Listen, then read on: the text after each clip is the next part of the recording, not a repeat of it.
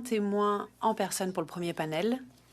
Quelques commentaires à l'intention de nos témoins, premièrement, et ensuite des commentaires qui s'adresseront à tous. En ce qui concerne l'interprétation, si vous êtes en ligne, activez votre micro en cliquant sur l'icône du microphone. Et en bas de l'écran, vous verrez que vous avez le choix entre le parquet, l'anglais ou le français. Vous pouvez donc choisir le canal souhaité. Et si vous êtes en personne, utilisez l'oreillette qui est prévue à cet effet et choisir le canal désiré. Vous aurez 5 minutes pour vos remarques liminaires. Je vous ferai signe lorsqu'il vous restera 1 minute. Et à la fin, je vous dirai que votre temps est écoulé tout simplement et votre micro s'éteindra. Si vous êtes présent dans la salle, donc tous les députés, attendez que je vous nomme s'il vous plaît avant de prendre la parole. Et j'aimerais vous rappeler de ne pas vous couper la parole ou de parler en même temps. Ça rend la tâche difficile aux interprètes. Et n'oubliez pas d'adresser vos commentaires à la présidence. Levez la main si vous voulez prendre la parole et le greffier et moi-même allons maintenir l'ordre de parole grâce à notre liste.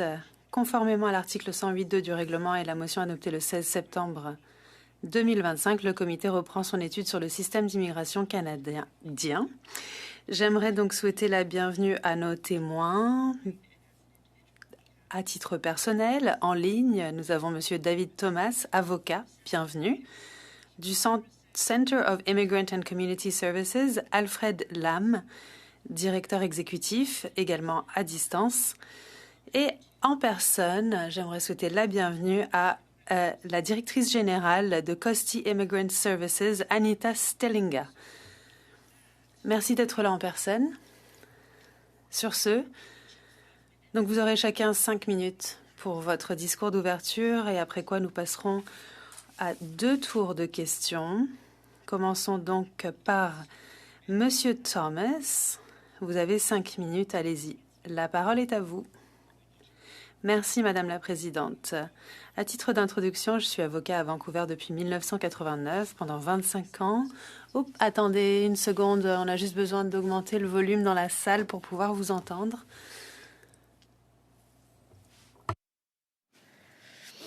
Est-ce que vous voulez que je parle pour que vous puissiez tester le son? Est-ce que vous m'entendez? Est-ce que vous pourriez réessayer, Monsieur Thomas? Allez-y. Alors non, on vous entend mal. On a l'impression que vous chuchotez. Ah d'accord. Bon, en fait, on va peut-être utiliser nos oreillettes pour pouvoir mieux vous entendre.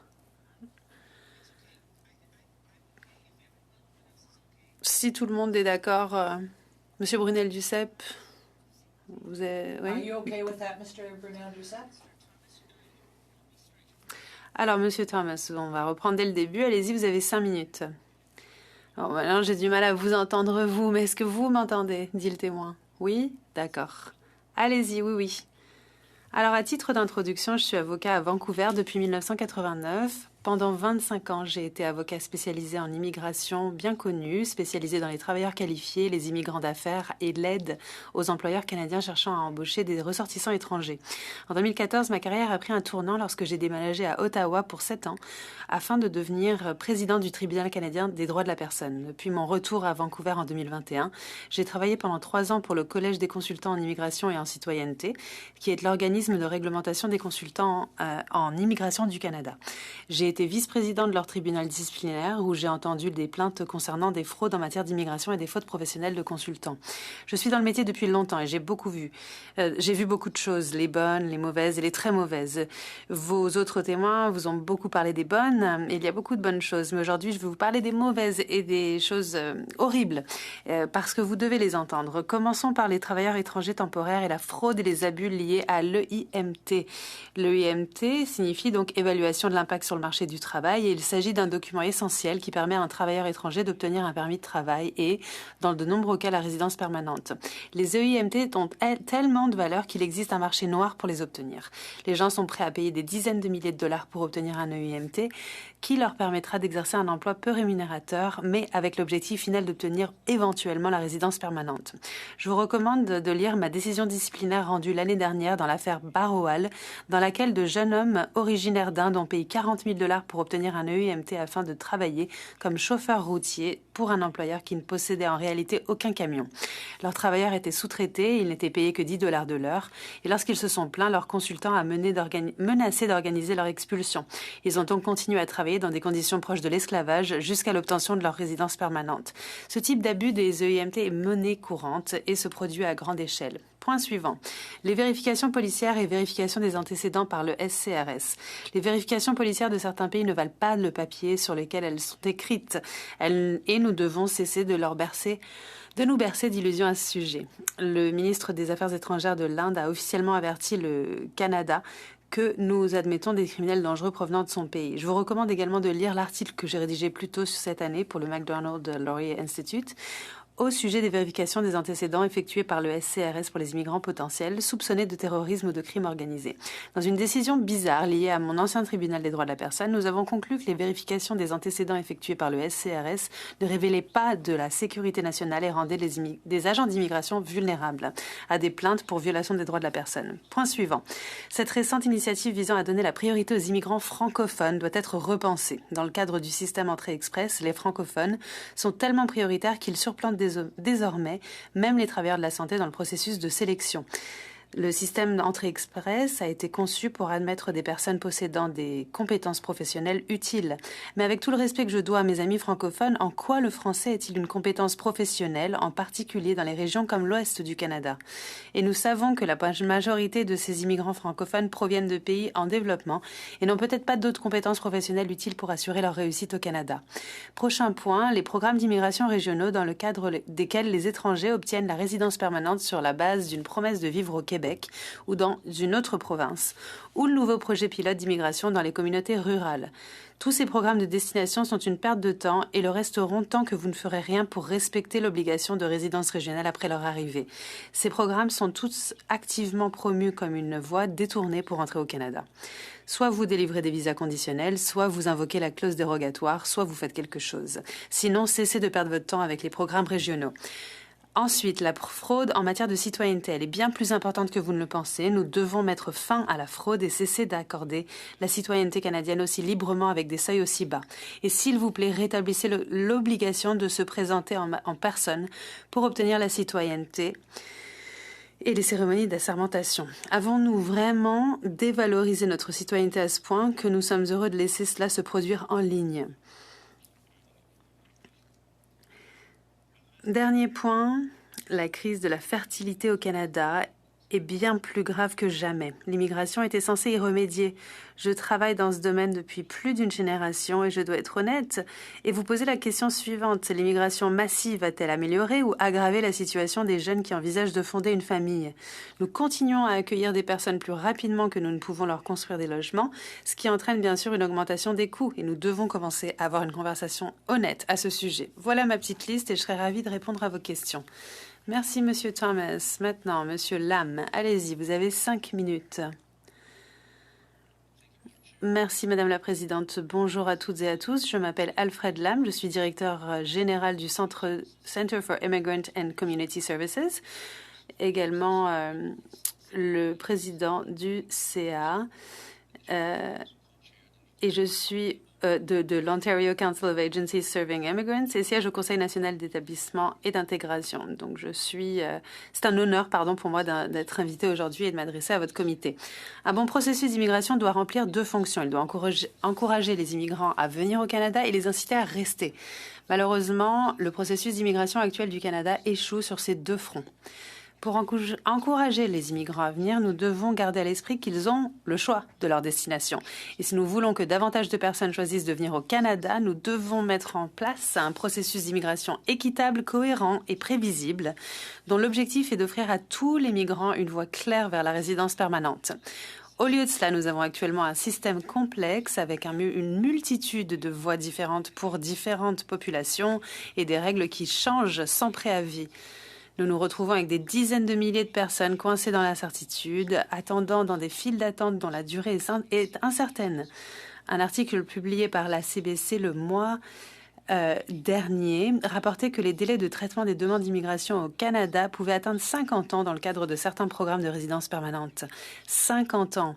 Nous avons des nouveaux arrivants de Hong Kong qui sont venus dans le pays via le programme Hong Kong Pathways et qui doivent maintenant faire face à des délais d'attente approchant les 10 ans. Chaque jour, notre personnel travaille avec des personnes dont la vie est bloquée dans de diverses manières créées par notre processus d'immigration et qui possèdent des compétences dont nous avons désespérément besoin. Le sentiment le plus courant que nous entendons de leur part est qu'ils regrettent d'être venus. Le Canada a besoin d'un système d'immigration qui respecte les promesses que nous faisons et nos engagements humanitaires internationaux. C'est notre obligation morale. Ce n'est qu'avec transparence, équité et cohérence que notre processus d'immigration pourra encourager les immigrants à venir au Canada. Deuxièmement, pour encourager les immigrants à rester au Canada, le Canada a besoin d'un processus d'immigration qui s'inscrit dans la vision du Canada que nous essayons de construire. Si l'immigration est essentielle à l'avenir du Canada en tant que pays d'un point de vue économique et démographique, alors notre processus d'immigration ne peut pas fonctionner de manière isolée. Au lieu de considérer l'immigration sous l'angle de la pénurie et de nous concentrer sur la pression qu'elle exercera sur nos capacités en tant que pays, nous devons la considérer comme faisant partie d'une vision stratégique plus large visant à bâtir l'avenir du Canada, à accroître la capacité de notre économie, à stimuler la productivité, à renforcer notre système de santé, à construire des logements et des infrastructures, etc. Nous avons besoin d'un processus d'immigration qui non seulement invite les gens à venir, mais leur offre également la possibilité de rester et de bâtir un pays qui leur appartient à eux et à leurs générations futures, un pays où leur prospérité deviendra le succès du pays. Nous avons besoin d'un processus d'immigration qui attire et offre aux meilleurs talents du monde entier des voies claires pour mettre à profit leurs compétences et leurs atouts afin de bâtir l'avenir du Canada. Mais au lieu de cela, notre processus d'immigration est enlisé avec des obstacles auto-infligés qui empêchent les immigrants qualifiés de contribuer à cette vision. Nous cachons des pratiques racistes derrière des excuses de contrôle des qualifications et parlons de protéger les meilleures opportunités pour les nôtres. Nous nous retrouvons avec des exigences absurdes, comme celle d'exiger que les diplômés en médecine formés à l'étranger aient suivi 2 ans d'études secondaires en Ontario pour que leur diplôme soit reconnu. Cela ne présente pas une vision du Canada à laquelle les meilleurs éléments du monde voudraient adhérer. Contrairement à l'opinion publique actuelle, le problème n'est pas que nous avons trop d'immigrants. Le problème est que nous avons une vision trop étroite du Canada. En conclusion, j'aimerais présenter donc 2 recommandations au comité. Premièrement, j'exhorte le comité et le gouvernement canadien à mettre en place un programme large et complet de régularisation du statut des immigrants.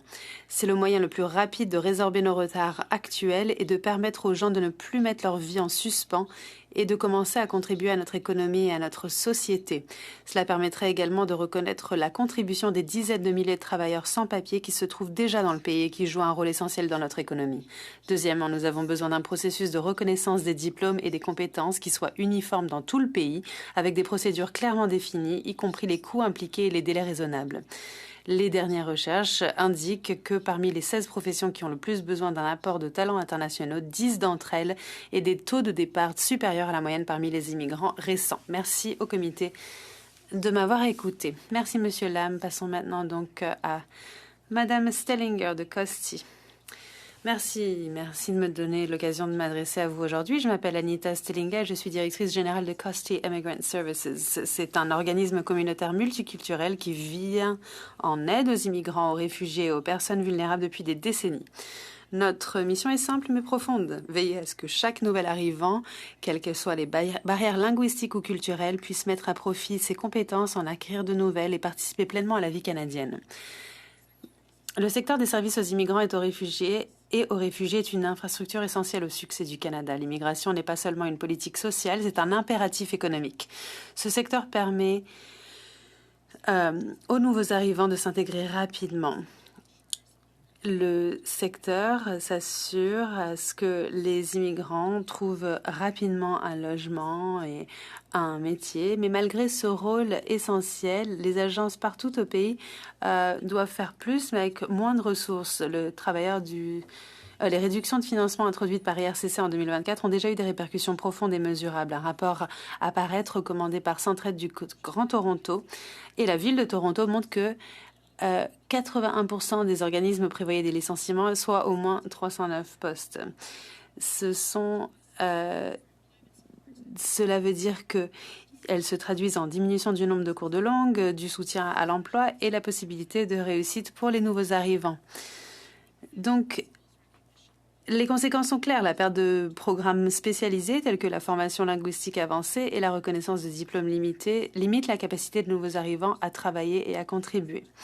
Les cycles de financement à court terme et des changements politiques soudains déstabilisent le secteur, obligeant les gouvernements et les agences à adopter des réponses réactives à la courte vue au lieu de solutions stratégiques à long terme.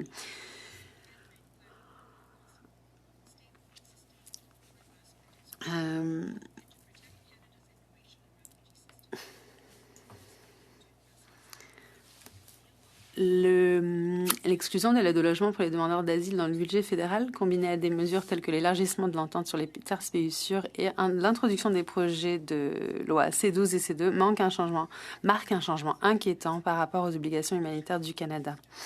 De plus, en tant que défenseur du système de l'immigration, le gouvernement fédéral doit mener la danse avec des politiques robustes et faire face aux discours dangereux. Le système limite aussi l'accès aux immigrants économiques et cela touche particulièrement les femmes. Deuxièmement, l'exclusion de l'aide au logement pour les demandeurs d'asile dans le budget fédéral combinée à des mesures telles que l'élargissement de l'entente sur les tiers pays sûrs, donc ont marqué un changement inquiétant par rapport aux obligations humanitaires du Canada. La suppression du programme d'aide au logement provisoire est très préoccupante et même si leur nombre a diminué, les demandeurs d'asile auront besoin d'un logement et d'un soutien. Et les données historiques nous montrent que jusqu'à 70% des demandeurs obtiennent gain de cause et deviennent résidents permanents, ce qui rend contre-productif le retard de leur intégration en leur refusant l'accès aux services financés par le gouvernement fédéral. Sans un renouvellement du financement fédéral pour les services d'hébergement, les demandeurs d'asile seront redirigés vers le système d'hébergement général qui est déjà saturé et mal équipé pour répondre à leurs besoins particuliers, ce qui créera une pression systémique et compromettra l'engagement du Canada en matière de protection des réfugiés. En conclusion, la politique d'immigration du Canada ne peut pas réussir sans un secteur d'établissement solide. Notre travail produit les résultats en matière de capital humain qui rendent les objectifs économiques possibles. Les stratégies doivent donner la priorité à la croissance et au renforcement des capacités et non à des mesures réactives et à courte vue. La prospérité et l'inclusion du Canada dépendent de la mise à profit des aspirations, des talents et des compétences des nouveaux arrivants afin que nous puissions tous nous épanouir, contribuer pleinement et façonner le tissu social et économique de notre pays. Merci. Merci, Madame Stellinga. Merci à tous nos témoins pour leur discours d'ouverture. Nous allons commencer donc avec notre premier tour de questions. Un tour donc de 6 minutes par personne. Monsieur Redekop, allez-y. Merci, Madame la Présidente, et j'aimerais remercier les témoins de leur présence aujourd'hui. Monsieur Thomas, j'ai lu quelques-uns de vos articles qui semblent avoir un thème en commun, c'est-à-dire de combiner les incitatifs avec des conséquences limitées, ce qui ouvre la voie vers l'abus. Si le Parlement devait régler une chose, quelle serait la priorité quant à l'immigration? J'aime dire que ce qui est permis est encouragé. Si c'est permis par l'IRCC, ça va être promu dans l'industrie d'immigration partout au monde.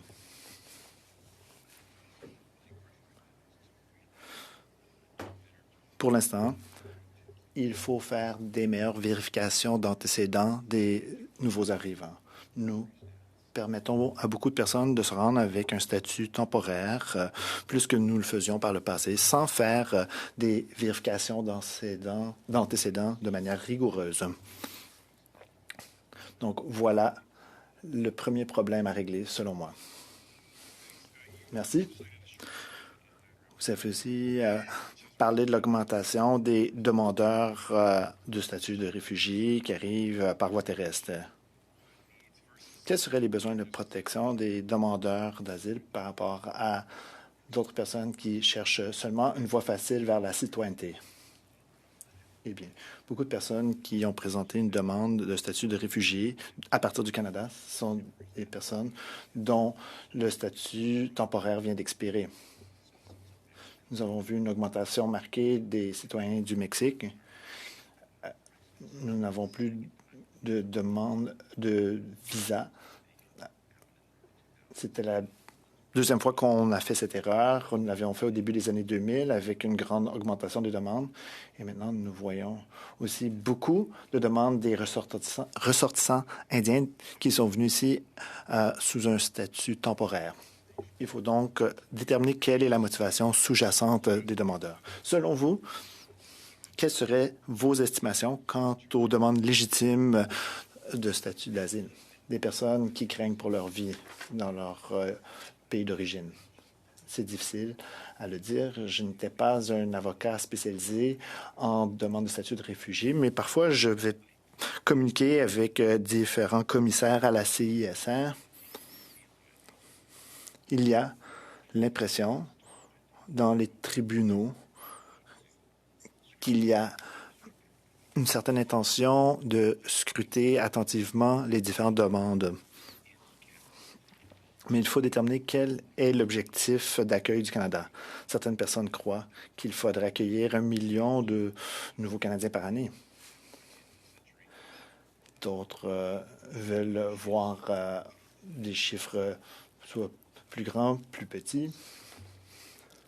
Si nous ne sommes pas sélectifs, si nous voulons un grand nombre de nouvelles personnes dans le pays, nous allons être moins sélectifs. Nous allons laisser des personnes traverser la frontière terrestre à pied ou ensuite laisser des personnes rentrer sous un statut temporaire et faire des demandes artificielles de statut de réfugié. Tout dépend de l'objectif du Canada d'accueil.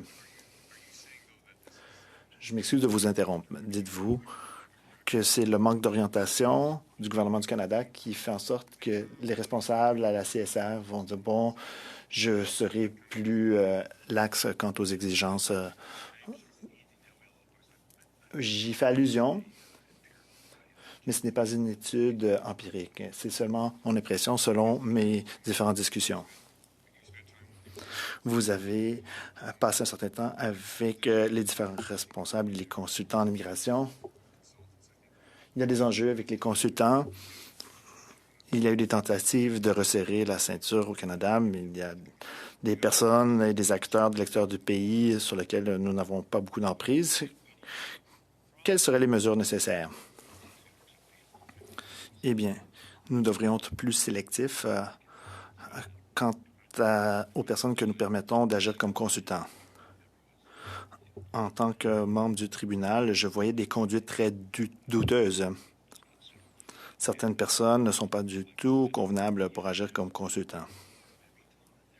On m'a dit aussi qu'il n'y a plus de consultants sans permis en immigration dans la province de Punjab qu'il y en a en totalité au Canada. Donc, le problème est astronomique. Nous n'avons peut-être même pas une compréhension de l'ordre de grandeur. Il vous reste 1 minute. L'Agence des services frontaliers permettait aux personnes de rentrer par la catégorie à faible risque, permettant à ces personnes d'appuyer sur quelques boutons et de faire leur paperasse par la suite. Est-ce que vous croyez que c'est un des facteurs de nos problèmes d'asile? Je ne connais pas le système en question. Chaque personne qui a présenté une demande de résidence permanente au Canada, on l'entretient avec un agent d'immigration. Il y a eu un système plus rigoureux. Maintenant, nous avons un processus sans visage. Comme je l'ai dit dans mes commentaires, on n'a même plus de cérémonie d'assermentation lorsque les personnes obtiennent leur citoyenneté. Et je pense que nous empêchons les immigrants d'avoir cette occasion de célébrer leur citoyenneté. Merci, M. Artecom. Nous allons maintenant passer à M. Fragis-14 pour 6 minutes. Merci, Madame la Présidente. Madame la Présidente, vous constaterez qu'il y a une certaine montée au bouclier avec laquelle beaucoup de députés sont d'accord. C'est-à-dire ne plus avoir des réunions en ligne pour les cérémonies de citoyenneté. Ce ne sera plus la norme. C'était nécessaire durant la pandémie, mais nous avons compris tout à fait vos commentaires, Monsieur Thomas, qu'il y a une façon appropriée de faire les choses. Nous croyons que les cérémonies en personne sont absolument nécessaires. J'aimerais commencer avec vous. Vous avez énuméré quelques points dans votre allocution. J'aimerais connaître votre avis quant au côté rural. Vous avez parlé de l'exigence de résidence. Vous avez quelques idées à nous présenter. Pouvez-vous nous donner quelques précisions à cet égard? Je me souviens d'une discussion il y a quelques années avec un consultant en migration chinois qui utilisait un programme d'affaires du Manitoba pour sa clientèle. Et je lui ai demandé de tous vos clients qui passent par le programme au Manitoba, combien vont s'installer à Vancouver par la suite? Elle m'a regardé de façon curieuse. Elle a dit, tous mes clients, évidemment. Vous voyez, c'est le problème. Puisque la charte garantit la liberté de mobilité, le processus est présenté de cette façon. S'il y a un seuil d'immigration dans un programme régional ou de se rendre à une province avec une faible population, cet aspect sera utilisé comme moyen détourné pour aboutir à Vancouver, Toronto ou n'importe où ces personnes souhaitent se rendre. Je l'ai soulevé car il s'agit d'une réalité qui existe sur le terrain. Dans les années 1990 et le début des années 2000, avec le programme d'investisseurs du Québec, 92 % des personnes qui ont pris cette voie ne restaient pas au Québec, ce qui se voyait dans les statistiques publiées. Il n'y avait pas d'intention de faire quoi que ce soit par rapport à cette faille. Et je l'avais soulevé. Je l'ai présenté comme une réalité. C'est bien d'avoir ces programmes. Ce serait merveilleux de pouvoir attirer des personnes dans ces régions. Mais nous devons les tenir responsables. Si c'est une partie de l'accord pour l'immigration, nous devons les tenir responsables et nous ne devons pas juste les laisser abuser de ces systèmes.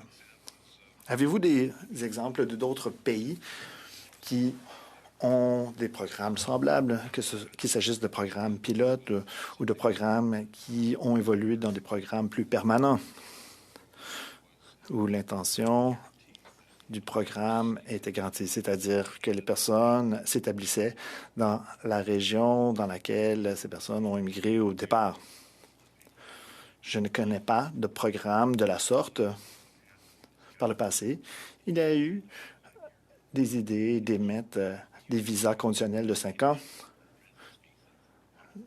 Nous avions aussi ce type de visa pour les immigrants entrepreneurs. Les visas avaient des conditions à satisfaire après 2 ans d'arrivée, au risque de perdre ce statut. Il y a eu des mécanismes efficaces par le passé. Bon, ils n'étaient peut-être pas si efficaces puisque l'application n'était pas si bonne. Mais si nous avons conclu un accord selon certaines conditions, c'est-à-dire vous pouvez venir au Canada, mais vous devez vous établir dans une région précise parce que c'est cette région qui a besoin de vous, nous ne devrions pas avoir honte de faire respecter ces conditions. Merci, M. Thomas. M. Lam, vous aviez 2 recommandations. La première serait la régularisation du statut de réfugié. Est-ce que vous pouvez vous nous donner plus de précision? L'idée de la régularisation est d'avoir un processus d'immigration qui amène tout le monde vers la résidence permanente. Comme je l'ai dit dans mon mot d'ouverture, nous avons des personnes qui sont arrivées par différents programmes qui sont maintenant à risque de passer des décennies, littéralement, dans une file d'attente.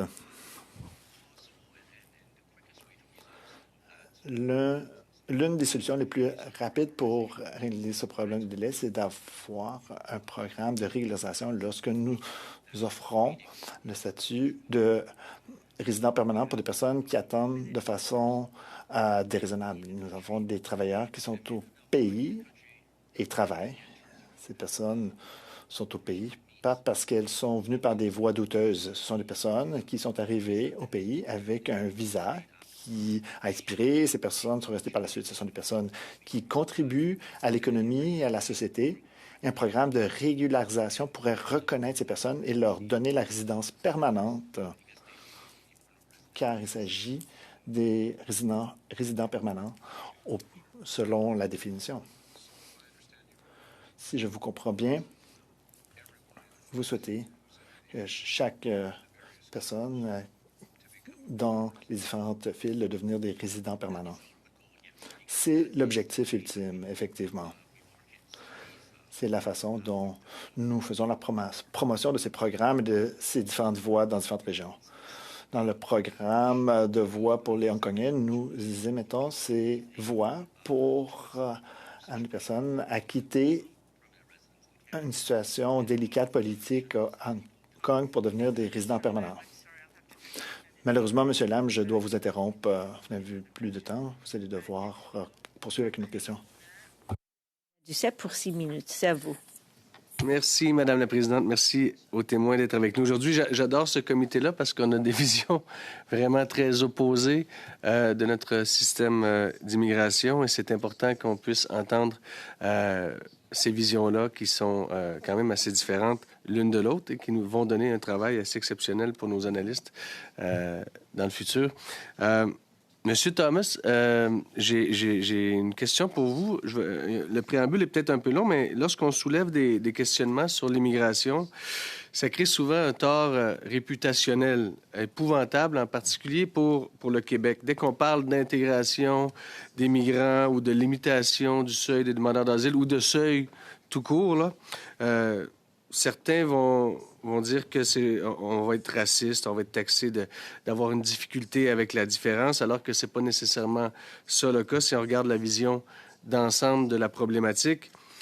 Si on prend, par exemple, au Québec, on a vécu la période du chemin Roxham des demandeurs d'asile, ce qui a créé une pression sur les services publics, il ne faut pas se le cacher, qui a créé une situation intenable pour offrir des soins de santé, de l'éducation, un logement décent pour les nouveaux arrivants, pour les migrants, comme pour la population de la société d'accueil. On atteint un point où c'est pas parce qu'on ne veut pas, c'est peut-être tout simplement parce qu'on ne peut plus, parce que les services disponibles sont pas nécessairement en état de recevoir tout ce beau monde-là. Donc, j'aimerais vous entendre sur ce qu'est pour vous, parce qu'il faut quand même comprendre qu'il y a des gens qui ont réellement besoin d'aide, de réels demandeurs d'asile, qui sont gérés, qui sont sous lesquels on a signé des conventions internationales comme la Convention de Genève. C'est quoi pour vous un accueil digne et une intégration réussie? J'aimerais ça que vous développiez là-dessus, M. Thomas.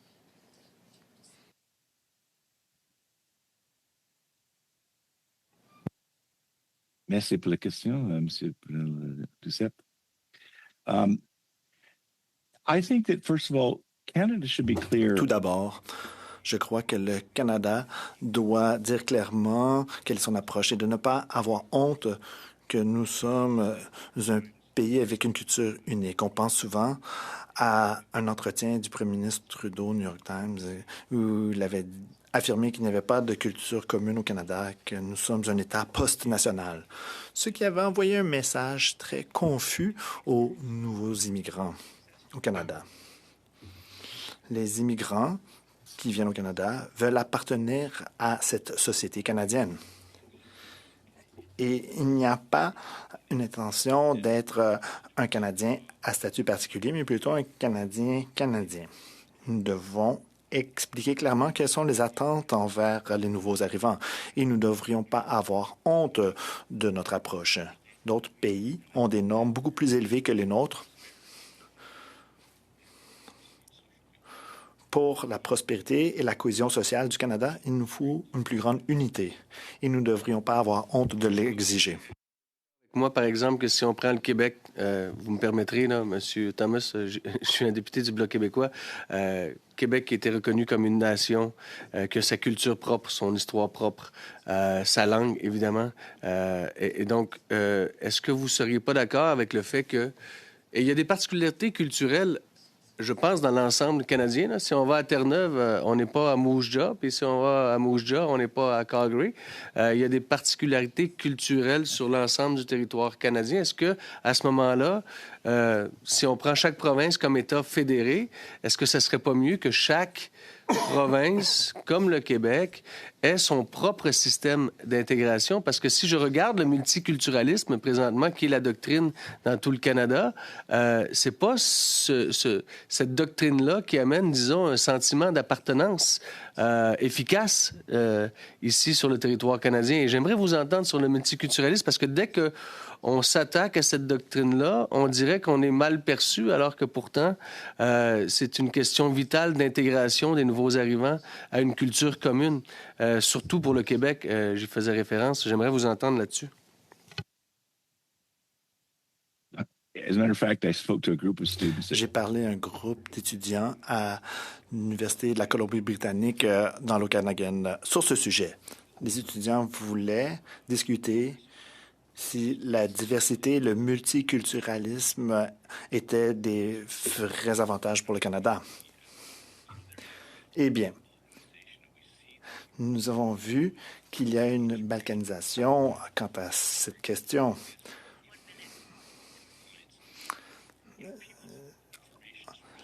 Les sources d'informations viennent de différents lieux. Avant l'Internet, il fallait écouter les mêmes postes de télévision, les mêmes radios avec des clients allemands. Leurs nouvelles viennent de la télévision allemande. J'ai des clients coréens qui écoutent les nouvelles coréennes parce que ces clients peuvent le faire. Ils n'ont pas besoin de s'intégrer aussi rapidement. De plus, j'ai souvent rencontré des personnes qui étaient des immigrants aux États-Unis et cherchaient à émigrer au Canada. C'était des personnes qui parlaient très bien l'anglais avec parfois un accent américain. Par contraste, je pouvais rencontrer des personnes qui étaient au Canada depuis quelques années, avaient de la difficulté à faire des phrases complètes en anglais ou en français. Le système du melting pot aux États-Unis et cette mosaïque culturelle au Canada sont des éléments très contrastés. Et nous pouvons apprendre beaucoup de l'exemple des États-Unis. Merci, M. Thomas. Now we go to 5-minute rounds and Nous avons maintenant des tours de 5 minutes. Nous allons commencer avec M. Menegakis. Vous avez 5 minutes. Merci, Madame la Présidente. J'aimerais remercier les témoins de votre présence. J'aimerais commencer à poser une question à M. Thomas. Certains demandeurs d'asile sont admis au Canada avant d'avoir terminé leur vérification d'antécédents. Vous y avez fait allusion dans votre allocution. Compte tenu de votre position quant aux mesures de sécurité rigoureuses, quelle est votre évaluation du système actuel de traitement des demandes d'asile? Vous vous souvenez de la famille LDD, le père et le fils qui étaient dans des étapes avancées d'un attentat terroriste planifié à Toronto, et ce sont nos homologues américains qui nous ont avisés. Et nous étions prêts à accorder la citoyenneté canadienne à ces personnes.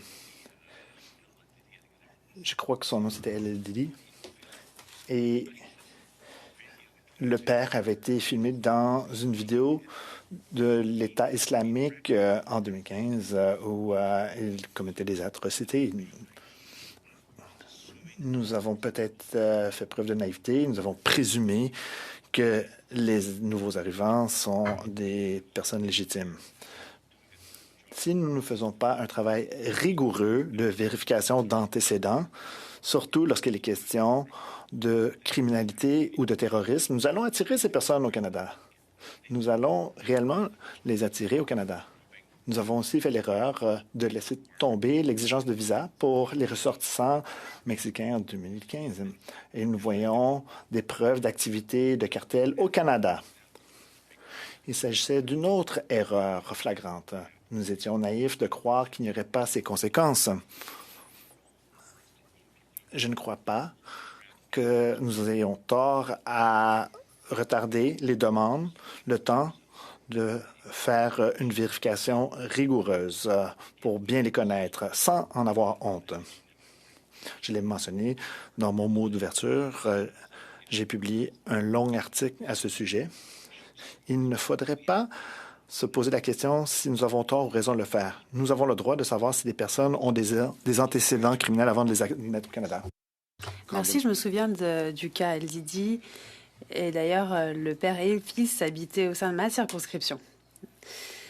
Récemment, des témoins nous ont dit que le gouvernement allait mettre en place donc un système, le système One Touch. Donc, une personne qui arrive au pays normalement devait répondre à des questions qui lui étaient posées par un officier. Et ensuite, des données biométriques sont collectées, peut-être leurs empreintes digitales, et ensuite on leur donne un questionnaire et ils ont 45 jours pour répondre à ce questionnaire eux-mêmes. En attendant, eh bien, ils ont la chance ou l'occasion d'entrer au pays sans, bien évidemment, avoir complété le système, en fait, une vérification d'antécédents. Donc, que pensez-vous du système One Touch? Réponse. En fait, on invite des abus, tout simplement. Et on est un peu connu dans d'autres parties du monde comme étant un peu naïf. En Australie, je sais qu'il y avait des gros problèmes avec les demandeurs d'asile il y a quelques années. Et lorsque l'Australie a décidé d'envoyer tous leurs demandeurs d'asile sur une île, avant de les faire rentrer au pays, de les mélanger à la population, eh bien, ils ont vu qu'en fait, le nombre de demandes a chuté de manière assez dramatique une fois qu'ils ont mis en place cette mesure. Et je pense qu'on devrait songer à ceci. Est-ce qu'on envoie le mauvais message en étant trop gentil, trop naïf? Je ne dis pas que tous les demandeurs d'asile sont frauduleux. Je sais qu'il y a des demandes légitimes, mais en fait, là, il y a une invitation ouverte d'abus du système qui existe. D'accord. Question. Connaissez-vous des sociétés de consultants en matière d'immigration qui ne sont pas régulées, qui existent à l'extérieur du pays, qui existent au Canada? Alors, en fait, il y a beaucoup d'agences qui ont des agents qui opèrent à l'étranger et ce ne sont pas des agents réglementés. D'ailleurs, on n'a pas vraiment étudié la question de très près. Moi, j'ai vu que dans certains cas, ce n'était pas le cas en tout cas. Merci, Monsieur Menegakis. 5 minutes maintenant à Monsieur Zuberi. Merci, Madame la Présidente. Merci aux témoins d'être parmi nous aujourd'hui. Ma première question s'adresse à Madame Stallinger. Merci d'être là aujourd'hui. Lors de votre discours d'ouverture, vous avez dit qu'il est important que le gouvernement combatte les discours qui causent du tort à aux nouveaux arrivants au Canada, ceux qui sont déjà sur place et ceux qui veulent s'y rendre. Est-ce que vous pourriez nous en dire davantage sur la question? Réponse. Oui, ça m'inquiète. Beaucoup de discours ont lieu à l'heure actuelle sur les immigrants, les nouveaux arrivants qui arrivent au pays et il faut faire attention, il faut combattre ce genre de discours parce que d'après mon expérience, lorsque les immigrants arrivent au pays, ce sont souvent des personnes qui travaillent dur, qui sont à la recherche d'une meilleure vie pour eux, pour leurs enfants. Ils veulent trouver du travail, ils veulent que leurs enfants aillent à l'école et ils veulent s'intégrer à la communauté tout simplement. Et beaucoup d'entre eux et elles contribuent à notre société. Ils répondent aux lacunes en matière de marché du travail. Ils apportent toute leur passion, leur contribution avec eux. Et il est important que nous ne nous en remettions pas à ce genre de discours. C'est un discours qui est dangereux. D'accord, oui, j'ai tendance à être d'accord avec vous. Bon, connaissez-vous l'historique de l'immigration de notre pays? Oui, vous pouvez essayer de me poser des questions. Alors, le système d'immigration a changé ces dernières décennies, même lors du dernier siècle. Je crois que mes arrière-grands-parents qui sont arrivés par le biais de la Sicile étaient italiens, mais il y a une époque, les Italiens, les Irlandais, par exemple, étaient des immigrants qui ne parlaient pas très bien français et qui étaient nouveaux arrivants ici au Canada. Pensez-vous que, en fait, ce que j'essaie de vous demander, c'est qu'on parle de ghettoisation aujourd'hui, et à l'époque, ces communautés étaient visées.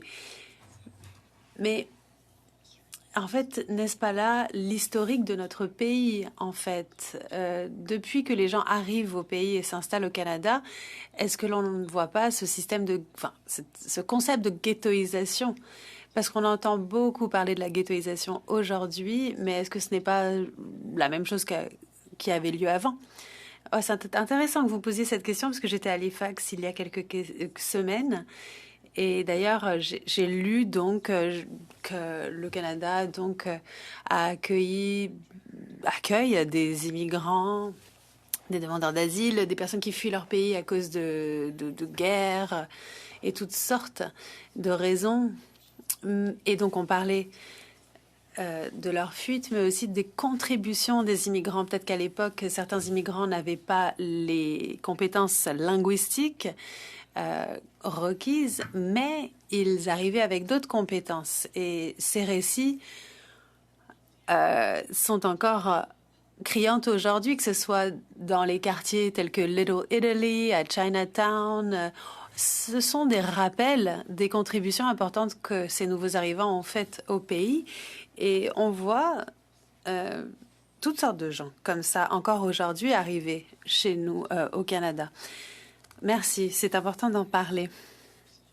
Et il faut se rappeler que nos grands-parents, nos arrière-grands-parents ont migré d'autres pays. Ils ne parlaient pas anglais ni français. Ils ont appris la langue, ou alors leurs enfants ont appris une de ces deux langues. Par la suite, Monsieur Lam, vous avez parlé du programme Hong Kong Pathways. Je suis content que vous en ayez parlé parce que, d'après ce que je comprends, beaucoup de personnes ici au pays ont payé pour que leurs demandes soient évaluées. Mais ils font face à des arriérés aujourd'hui. Est-ce que c'est le cas, premièrement? Et avons-nous l'obligation morale de faire en sorte que ces temps d'attente ne sont pas trop longs, compte tenu du fait que ces personnes ont quand même payé de l'argent pour que leurs demandes soient traitées? Réponse. Bon, j'aimerais d'abord dire que je suis inquiet lorsque l'on parle des réfugiés. Et la première chose que l'on mentionne, c'est le terrorisme, alors qu'il n'y a aucune preuve à l'étranger, au Canada, que le terrorisme, en fait, est lié à l'immigration. C'est un discours dont nous devons nous débarrasser. Maintenant, sur le programme donc, de Hong Kong Pathways, je pense que le Canada a l'obligation morale que lorsque l'on présente une invitation, donc d'arriver au pays, une voie d'entrée au pays, eh bien, il faut que le processus soit transparent, que les temps d'attente soient transparents. Et je m'excuse, Monsieur Lam, vous avez vraiment dépassé le temps de parole alloué. Et demi pour Monsieur Brunet-Duceppe. Merci, Madame la Présidente. Monsieur Lam, je veux continuer là-dessus parce que vous le savez, j'ai été un défenseur de Hong Kong Pathway assez présent et je pense qu'il y a des gens présentement qui vivent des situations d'angoisse, de stress intense. Il y a même des personnes qui ont eu des idées noires parce que les délais d'attente n'ont pas été respectés, ce qui avait été promis à la base par ce gouvernement-là. Donc, j'aimerais vous entendre par rapport à ce que les gens vivent présentement et comment se fait-il qu'on accepte que le gouvernement change les règles en cours de partie?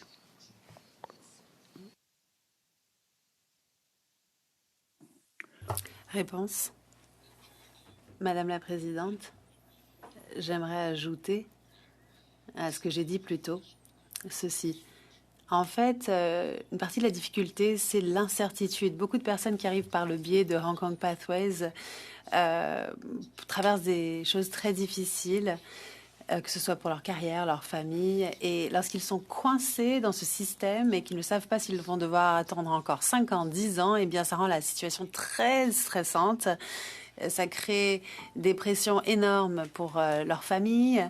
On a des clients qui sont très perturbés face à ce processus. On a vu des familles être déchirées, séparées, des personnes avec des compétences professionnelles extraordinaires qui quittent le Canada et qui, en fait, poursuivent la résidence permanente autre part. Voilà le genre de situation que l'on a pu voir. Et un élément important que nous n'avons pas au sein de notre système à l'heure actuelle, c'est la transparence. Moi, si je suis en ligne ou que je fais la queue dans ce système, eh bien, je veux connaître le temps d'attente. Est-ce que le temps d'attente est raisonnable pour que je puisse donc planifier ma vie par conséquent? Et si le Canada n'est pas un pays où je pourrais m'attendre à bâtir un avenir, eh bien, je partirai tout simplement. Et les gens partent d'ailleurs, et en masse.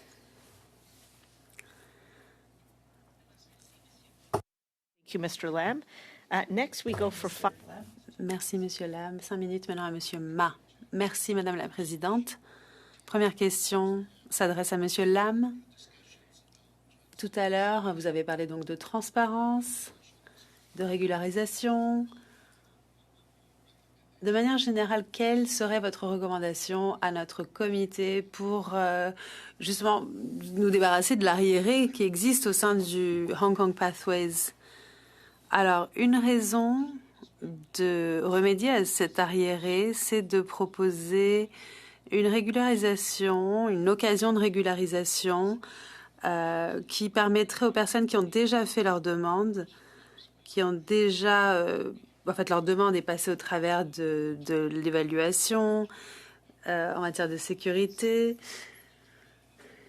Il faudrait que le Canada reconnaisse sa faute, le fait qu'on a créé un système très compliqué, que notre système de paperasse, en fait, n'a pas su gérer, système des immigrations n'a pas su gérer. Donc, reconnaître que oui, notre système est brisé, on essaye d'y remédier, de réparer la situation. Et là, je dirais qu'il y a un sentiment d'exaspération où on a des personnes qui, en fait, ont décidé de partir. Et aussi une situation politique compliquée à Hong Kong où les personnes sont coincées, n'arrivent pas à avoir la résidence permanente à un moment dans leur vie où ils ont l'occasion d'apporter une expérience extraordinaire au Canada en plus. Une prochaine question s'adresse à Monsieur Thomas. Tout à l'heure, vous avez dit que la vérification donc en matière de sécurité est une priorité absolue. Moi, d'après ce que je comprends, le gouvernement, en fait, demande à des sociétés d'évaluation en matière de sécurité d'effectuer le travail à leur place. Qu'est-ce que l'on pourrait faire pour améliorer la sécurité, les vérifications donc en matière de sécurité à l'heure actuelle? En fait, réponse, ça dépend de pays en pays. Certains pays nous aident à mener à bien ces vérifications, mais il y a d'autres pays, et on reçoit encore des immigrants de ces pays-là, qui sont moins efficaces. Et c'est vrai qu'on a toujours peur d'être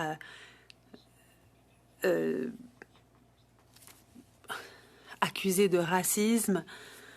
Mais encore une fois, je le répète, on ne devrait pas avoir honte de ces vérifications. On a le droit de savoir d'où viennent ces personnes, qui sont ces personnes, est-ce que ce ne sont pas des acteurs malveillants? Et donc, je décourage que l'on demande à des firmes extérieures d'effectuer ces évaluations. On devrait le faire à l'interne au maximum et on ne devrait pas s'en excuser. On le doit aux autres Canadiens qui sont déjà ici au Canada. D'accord. Un autre sujet maintenant. Dans un article, vous avez dit qu'il y a 35 ans, les étudiants internationaux ont été interdits de travailler au Canada. Aujourd'hui, pensez-vous que l'on devrait revenir sur cette politique puisque les étudiants internationaux aujourd'hui ont plus de mal à entrer dans ce bassin ou sur le marché du travail? Réponse. Comme je l'ai dit, à l'époque, les étudiants internationaux étaient peu nombreux. Mais en fait, ce qui s'est passé, c'est qu'il y a eu une évolution en fait, du marché. On attire les étudiants internationaux et on a beaucoup de personnes qui arrivent au pays, des étudiants qui n'ont pas les capacités financières de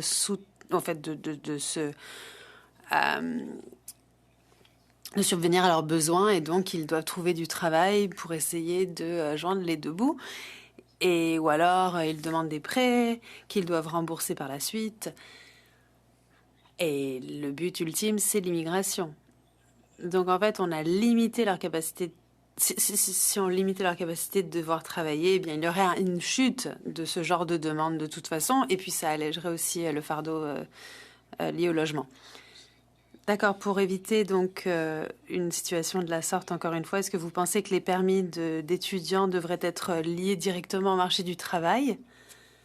Réponse. Moi, je pense que ça sera une initiative un peu trop compliquée. En fait, je crois que on devrait se concentrer sur l'obtention de travail pour les travailleurs hautement qualifiés et non pas les petits boulots à Tim Hortons, par exemple. Merci. Madame Saudi, maintenant, 5 minutes. Merci, Madame la Présidente. Merci à nos témoins. Madame Stellinga, ça me fait toujours plaisir de vous voir vous déplacer de Mississauga à Ottawa. Dans le budget 2025, nous avons annoncé un nouveau financement de 97 millions de dollars, donc un fonds d'action. Et c'est un investissement qui va améliorer la transparence, la rapidité pour la reconnaissance des compétences des étrangers qui arrivent au Canada. Est-ce que vous pourriez nous dire comment votre organisation va pouvoir bénéficier de cet investissement et les arrivants? Réponse. Alors, c'est une excellente nouvelle et on aimerait d'ailleurs que ce projet s'étende à d'autres secteurs. C'est vrai que se concentrer sur le secteur de la santé, c'est déjà très bien. Et ce que l'on voit, c'est que ces nouveaux arrivants sont des arrivants qui sont hautement qualifiés et qui apportent donc leur expertise au pays. Beaucoup de nouveaux arrivants ont du mal à trouver du travail ou à avoir leurs compétences reconnues, et ce, rapidement. Donc, on espère que ce fonds d'action pourra venir les aider. Ce genre de secteur, bien c'est là où il y a des lacunes sur le marché du travail et donc leurs compétences sont importantes et c'est une occasion donc en or pour les clients qui se présentent devant nous. Réponse, oui, enfin question. Est-ce que vous pourriez expliquer au comité comment, d'après vous, l'intégration des nouveaux arrivants dans notre économie grâce à ce fonds aura des répercussions positives ici au Canada? Vous avez parlé du marché du travail, mais est-ce que vous pourriez parler de l'économie dans son ensemble? Eh bien, je pense que lorsque les gens arrivent ici au Canada, ils sont à la recherche d'une meilleure vie, ils veulent contribuer à la société, ils veulent trouver un logement, intégrer la communauté, que leurs enfants soient éduqués. Et plus tôt on pourra les intégrer, les aider, plus tôt ils pourront obtenir un emploi, contribuer à la communauté, connaître plus de succès financièrement parlant. Cela aura des répercussions sur le pouvoir d'achat des nouveaux arrivants. Il y aura des avantages en matière d'impôts et on s'éloignerait donc d'une stratégie liée plutôt à la pauvreté et on se concentrerait plutôt sur les compétences et la croissance de nos communautés. C'est une approche donc très importante. Il y a des lacunes en matière de compétences aussi là qui existent et donc on veut aussi attirer les gens de métier également.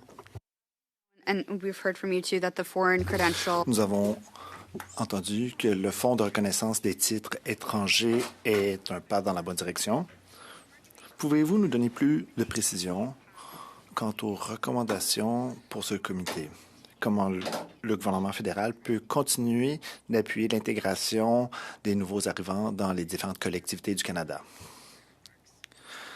Dans mon mot d'ouverture, j'ai mentionner quelques éléments. Nous nous concentrons beaucoup sur les immigrants économiques, mais nous faisons des suppositions parfois. Parfois, nous croyons que ces immigrants ont des besoins moins complexes. Si nous reconnaissons qu'il s'agit de familles, peut-être que leurs conjointes ont des besoins, leurs enfants peut-être des besoins particuliers. Donc, nous voulons offrir ces mesures d'aide, nous voulons offrir de l'accès à ces mesures de façon précoce. Nous avons aussi des mesures d'admissibilité et nous allons pouvoir expliquer quels sont les services d'établissement pour les nouveaux arrivants. Nous ne voulons pas qu'il y ait des contraintes ou des limites car cela pourrait limiter l'intégration dans les collectivités. Ensuite, nous avons des préoccupations quant au programme d'aide au logement intérimaire. Après le 27 mars, nous allons encore avoir des demandeurs d'asile, même s'il y en aura moins, mais il faudra savoir où seront logées ces personnes. Par le travail que nous faisons près de ces populations, nous savons que ce n'est pas une population cible pour le système de refuge général. Plus nous pouvons les aider rapidement avec ces interventions de façon précoce, plus nous allons aider ces personnes à trouver des voies vers l'intégration rapide dans nos collectivités. Ce sont deux choses très importantes pour pouvoir aider notre politique d'immigration et nos résultats économiques. Merci, Mme Stelinga. Et merci, Mme Soli. Voilà ce qui conclut notre première heure de nos témoignages. J'aimerais remercier nos témoins de leur contribution et de leur témoignages. Je vais maintenant suspendre la réunion pour que nous puissions préparer les prochains.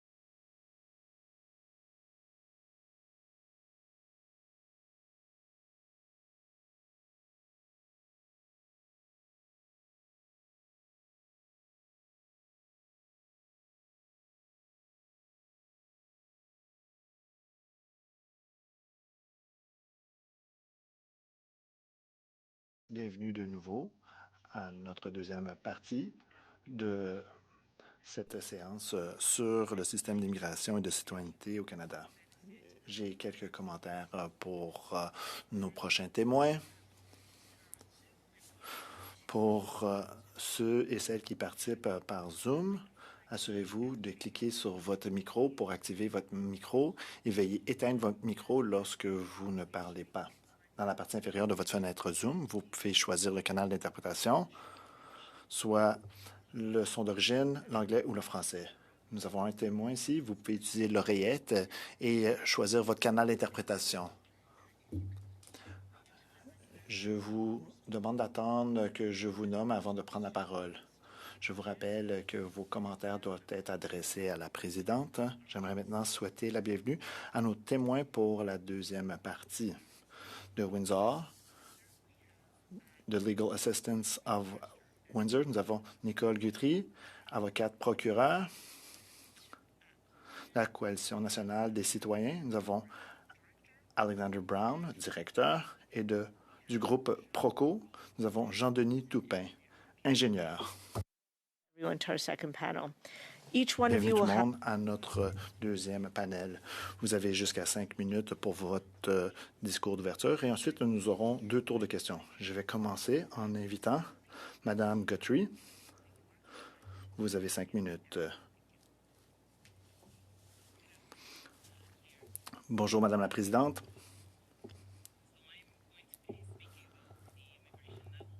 Je vais vous parler des différents niveaux d'immigration. Bien que nous comprenons l'importance de suivre les niveaux d'immigration dans toutes les sociétés, et les mesures de niveau d'immigration sont importantes pour tout le pays, nous suggérons que le Canada est un grand pays qui dépend des migrants à tous les égards pour soutenir l'économie et la démographie,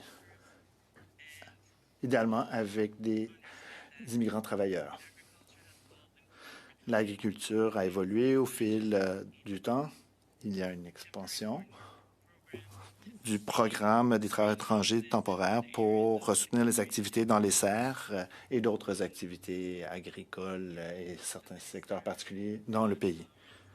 Compte tenu des pouvoirs du gouvernement canadien de pouvoir juger dans ces questions, il y a de l'incertitude, des retards, de l'incompréhension. On nie aux demandeurs la capacité d'être entendus. Cette approche crée de l'incertitude et contrevient aux principes de droit de la personne partout au monde et aux procédures judiciaires équitables nationales. Nous considérons que cette capacité d'allonger les temps de traitement et la baisse des niveaux d'immigration a un effet considérable sur les travailleurs étrangers temporaires. Bon nombre de travailleurs étrangers au Canada cherchent des moyens de rester temporairement au pays. Ces personnes sont ici depuis longtemps. Elles ont présenté une demande de statut. Nous avons observé que cette réduction des taux d'immigration peut avoir une incidence sur certains groupes de la population, surtout les travailleurs étrangers temporaires qui viennent de régions particulières, notamment l'Amérique latine, les Caraïbes et d'autres pays d'Asie. Nous suggérons que sur le plan politique, la réduction des taux d'immigration peut être une mesure viable dans des pays avec des grandes populations, mais ce n'est pas convenable au Canada compte tenu de l'impact sur la présence des travailleurs qualifiés étrangers par rapport à d'autres catégories de demandeurs au pays.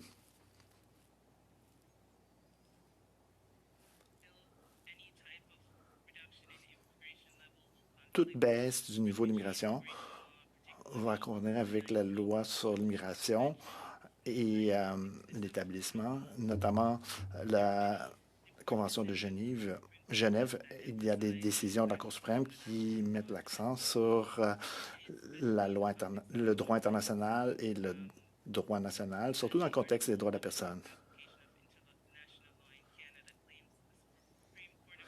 La Cour suprême du Canada a établi la tradition d'insister que le droit international fait partie du contexte dans lequel les lois nationales sont appliquées. Dans le cas de Baker contre le Canada, la Cour suprême a insisté qu'il fallait tenir compte du droit international, surtout en ce qui a trait aux droits de la personne et qu'il fallait agir de façon conséquente avec ces normes. Il vous reste 1 minute, Madame Guthrie. La Cour suprême a insisté, bien que le Canada doit se conformer aux droits internationaux, le gouvernement doit faire en sorte que les droits des personnes au Canada sont respectés et maintenus. En conclusion, nous croyons qu'en permettant ces réductions de niveau d'immigration et en augmentant le temps de traitement, nous aurons un effet négatif sur le processus.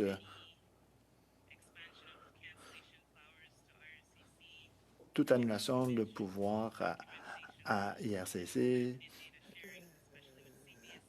l'échange de données, surtout avec la SFC, mènera à des refus non justifiés, aura un effet sur des groupes vulnérables et mènera à un plus grand taux de déportation. Merci, Madame Guthrie. Vous pourrez livrer le reste de votre témoignage dans vos réponses. Nous allons maintenant passer à M. Brown. Vous avez 5 minutes. Merci, membre du comité. Je m'appelle Alexandre Brown. Je suis directeur de la Coalition des citoyens, l'un des premiers groupes de défense des droits à but non lucratif au Canada. Aujourd'hui, peu de questions soutiennent autant l'attention des Canadiens que l'immigration. Selon les données d'Abacus, c'est la 4e plus grande préoccupation des jeunes Canadiens et 6e dans l'ensemble. Selon l'étude d'Environics, la majorité des Canadiens continuent de dire qu'il y a trop d'immigration. Ceux qui expriment ce point de vue pointent de plus en plus vers une mauvaise gestion du gouvernement comme étant la source du problème. Selon un sondage récent de Léger, la plupart des immigrants souhaitent que le nombre d'immigrants soit inférieur à 30 000 par an, moins que ce qui est prévu dans le budget. Il n'est pas difficile de comprendre pourquoi cette préoccupation persiste. Notre plan d'immigration révisé ne résout pas le problème soudain de surcapacité.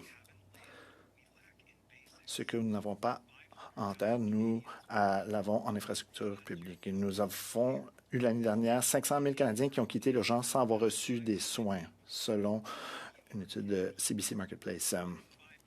Un Canadien sur 5 n'a pas de médecin de famille.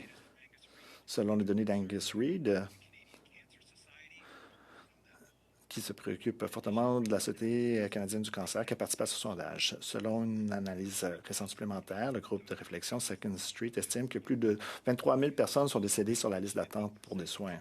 Selon Statistique Canada, le taux de chômage des jeunes atteint 15 en septembre, le niveau le plus élevé depuis 2010, à l'exception des années de la pandémie. Au cours d'été, à Toronto, le chômage des jeunes a dépassé 20 Selon CHL, en 2025, nous allons avoir le taux le plus faible en 25 ans des mises en chantier. Tous les experts conviennent qu'il faut éviter de trouver des prétextes. Nous devons régler le problème. Selon les commentaires de Jamie Sarkonak, il faut éviter de se retrouver dans une situation insoutenable en cherchant des solutions simplifiées. Michael Bonner, qui s'est prononcé ici, a déjà travaillé sur ce dossier. Sous Stephen Harper et Jason Kenney, nous avions affirmé dans le Hub que ces programmes pourraient être des subventions du gouvernement ou du chômage ou une aide sociale pour les entreprises non productives, puisque les travailleurs étrangers temporaires gagnent moins que le salaire médian. Il s'agit de mesures d'aide pour les entreprises et le fait que certains Canadiens ne veulent pas occuper certains emplois. On est tenté d'utiliser les travailleurs étrangers lorsque certains travailleurs d'ici ne veulent pas occuper certains emplois. Les travailleurs étrangers sont plus coopératifs parce qu'ils sont liés à leurs employeurs comme des serfs et qu'ils se heurtent à des obstacles lorsqu'ils cherchent à se syndiquer. Selon l'ONU, nous utilisons ces programmes comme forme contemporaine d'esclavage. et en aval de cette grotesquerie. Notre population nationale est en difficulté. Si vous côtoyez des jeunes, si vous discutez avec des étudiants qui visitent au Parlement, ils envoient des centaines de CV sans résultat. Ils auront de la difficulté à avoir un salaire décent, hésiteront à fonder une famille, ils ne pourront pas se payer des maisons ou des mises de fonds. Nous prolongeons leur adolescence puisque nous avons ouvert grand les portes à l'immigration en 2021 d'augmenter le nombre de personnes, mais pas la productivité. Notre coalition et notre campagne plaident pour les éléments suivants. Abolir le programme des travailleurs étrangers temporaires pour tous les postes, sauf ceux qui sont les plus difficiles à pourvoir dans le secteur agricole saisonnier, la construction et l'ingénierie. Si vous en avez besoin, soit. Mettre en place des mesures de protection pour empêcher l'explosion des usines à diplôme après 2020 afin de préserver la légitimité de nos programmes, combler les lacunes en matière d'asile, réduire les objectifs en matière de résidence permanente, renforcer les politiques d'expulsion, donner la priorité aux étudiants à haute valeur. Et je terminerai avec le point suivant. Notre système d'immigration n'a jamais été défini par notre lobby économique. Lorsque vous allez chez le coiffeur et vous demandez une coupe de cheveux, est-ce que tout le monde vous dit dans l'oreille qu'il voudrait retourner dans les cibles trop ambitieuses ou d'amnistier les personnes de la vague de COVID? Je vous implore de dire non. Dites non aux étudiants diplômés qui envoient des centaines de CV. Dites non pour les 15 immigrants qui partagent un appartement de sous-sol et la même salle de bain. Nous voulons des politiques plus responsables d'immigration, des meilleures cibles, aussi des meilleures stratégies de sortie pour les statuts qui expirent. Merci beaucoup, M. Brown. Je vous invite à faire votre déclaration d'ouverture, maximum 5 minutes. Mesdames, Messieurs, merci de votre invitation. Je suis ici pour représenter le groupe Proco ainsi qu'Alliage 02, un regroupement de 300 entreprises manufacturières du Saguenay-Lac-Saint-Jean, région qui compte 280 000 habitants à 250 km au nord de la ville de Québec. Mon objectif est clair, démontrer l'importance des travailleurs étrangers temporaires pour le secteur manufacturier canadien, particulièrement en région, et expliquer les impacts économiques négatifs majeurs des nouvelles mesures de restriction qui les concernent actuellement. Le groupe Proco est une entreprise de construction fondée à Saint-Nazaire il y a plus de 40 ans. Nous regroupons 4 sociétés spécialisées dans la fabrication et l'installation de structures d'acier. Aujourd'hui, nous comptons autour de 500 employés et réalisons un chiffre d'affaires de 163 millions de dollars. Nos projets couvrent des infrastructures publiques et industrielles partout au Canada, ponts, ports, centrales hydroélectriques, bâtiments, mines, du Québec jusqu'au Nunavut. Nous avons investi plus de 18 millions de dollars en immobilisation, automatisation et robotisation au cours des 4 dernières années. Et nous prévoyons investir encore 10 millions supplémentaires si la situation de la main-d'œuvre se stabilise. Mais ces investissements sont impossibles actuellement à réaliser dans les conditions puisque nous perdons de la main-d'œuvre qui opère nos usines. En effet, le taux de chômage au Québec est parmi les plus bas au Canada et celui du Saguenay-Lac-Saint-Jean est encore plus bas, autour de 4 %. Le taux de chômage des soudeurs dans notre région est pratiquement à 0 %. Nous avons évidemment épuisé toutes les ressources locales avant de recourir à l'immigration.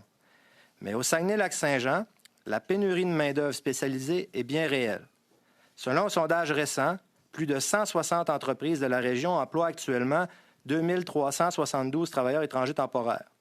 Plus de 500 d'entre eux devront quitter le pays en raison des nouvelles règles. Depuis 2019, nous avons recruté 77 TET, dont 60 sont actuellement avec nous. Ils gagnent entre 26 et 75 et 38 $ de l'heure. Et nous avons investi plus de 1,2 million de dollars dans leur accueil, logement, formation, intégration. Pour Proco, les TET représentent actuellement 47 % de notre capacité de production, c'est-à-dire 45 soudeurs sur les 95. En janvier 2025, nous avons déjà dû renoncer à 17 TET. Les nouvelles règles nous en feront perdre 30 de plus dans les 2 prochaines années. Ces pertes sont impossibles à combler localement. Dans son plus récent budget, le gouvernement fédéral mentionne qu'il tiendra compte des industries essentielles comme la construction et des réalités régionales. Mais à ce jour, rien n'est fait pour nous, pour les manufacturiers, et nous subissons déjà des pertes. Les impacts sont majeurs. Perte de capacité de production, augmentation des coûts de fabrication, perte de contrats de construction stratégiques qui sont maintenant fabriqués à l'étranger, suspension de nos investissements faute d'opérateurs disponibles, perte d'expertise et, ultimement, ce sera la perte d'emploi de nos travailleurs canadiens. Pourquoi les TET sont essentiels? Leur productivité est exceptionnelle. Chez Proco, chaque employé génère de 340 000 $ de vente annuellement, soit 7 fois le PIB moyen par personne au Québec. Sans eux, il est impossible d'opérer nos 2 usines. Nous sommes dans une région stratégique pour le Canada. Nous y retrouvons des projets militaires, des ports en eau profonde, des projets d'hydroélectricité, d'aluminerie, de mines, de terres rares. Pourtant, les règles imposées depuis 1 an, déjà, sont un frein majeur à notre capacité à répondre à la demande et, encore pire, la notion de haut salaire réduit actuellement notre compétitivité face aux fabricants internationaux. Résultat, des projets locaux sont maintenant fabriqués à l'étranger. Voici nos recommandations pour préserver la compétitivité manufacturière du Canada.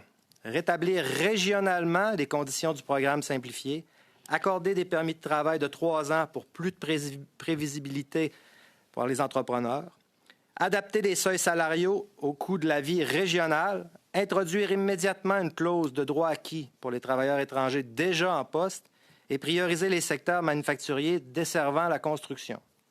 En conclusion, les TET, pour l'instant, sont une solution indispensable au contexte de pénurie de main-d'œuvre régionale. Ils sont un catalyseur économique. Une immigration économique structurée, régionalisée et prévisible est essentielle pour la compétitivité manufacturière du Canada. Sans cela, nous perdrons des investissements, des emplois et notre capacité à livrer des projets stratégiques. Je le répète, les nouvelles mesures fédérales concernant les TET réduisent les capacités manufacturières du Canada et affectent déjà des centaines d'entreprises régionales. Et puisqu'il me reste un petit peu de temps, j'aimerais inviter M. Brown à venir au Lac-Saint-Jean voir nos travailleurs étrangers temporaires qui sont dans nos usines, voir dans quelles conditions ils travaillent. Monsieur Toupin, on termine votre 5 minutes. Thank you. Sorry about that. Merci à tous les témoins pour vos déclarations. On va maintenant débuter la première ronde des questions. So the first round is... Le premier tour sera donc un tour de 6 minutes. Monsieur Davies, Madame Rempel-Garner, allez-y. Alors, ma question s'adresse à Monsieur Brown, pardon. Vous avez cité certains chiffres inquiétants pour les Canadiens, mais on les entend peu souvent à ce comité. En fait, on a une crise en matière d'immigration ici au Canada et beaucoup de jeunes Canadiens voient que les chances d'un premier emploi s'évaporent, puisqu'en fait, on vient compter plus sur les travailleurs temporaires étrangers ou encore les permis d'étudiants. Est-ce que c'est ce genre de choses que vous entendez également? Réponse. Oui, oui, tout à fait. D'ailleurs, j'étais à l'Université de Colombie-Britannique la semaine dernière. Je parlais aux étudiants. Et en fait, tout ce qu'ils m'ont dit, c'est qu'ils envoient des tonnes de CV, puis reçoivent aucune réponse. Et je comprends les besoins que l'on a en matière d'immigration. J'apprécie les commentaires des autres témoins.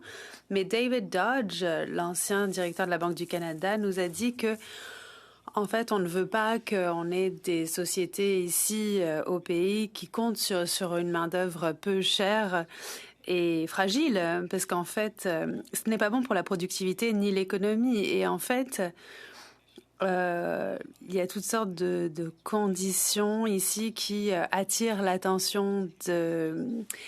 Je m'excuse, je déteste de vous interrompre là, mais je n'ai pas beaucoup de temps. Dit la députée. Voilà, c'est moi qui vais parler maintenant. C'est comme ça que ça marche. Donc, on a eu des témoins au sein de ce panel, qui viennent de régions du pays où il y a un besoin en matière de main-d'œuvre. Mais ma question est la suivante. Au lieu de dire comment continuer à faire face à la crise des emplois d'étudiants, pourquoi est-ce que le gouvernement ne travaille pas, peut-être fait des heures supplémentaires pour essayer d'utiliser des stratégies en matière de formation pour que l'on puisse inciter les gens à venir pour pouvoir justement pourvoir ces emplois? Est-ce que vous recommanderiez ce genre de choses? Oui, oui. En fait, moi, ce qui m'inquiète, ce sont les emplois canadiens, notre main-d'œuvre canadienne.